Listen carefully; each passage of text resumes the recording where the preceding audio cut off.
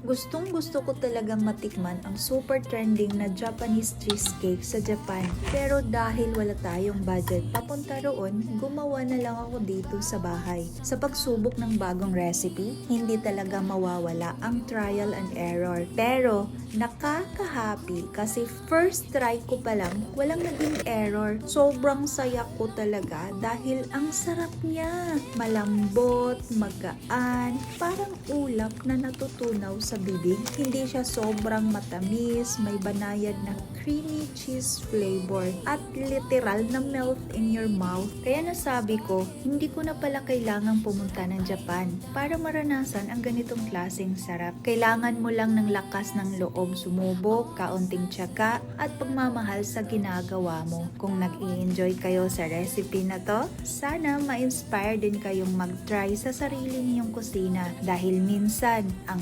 pinakamasarap na bagay nagsisimula lang sa simpleng trial.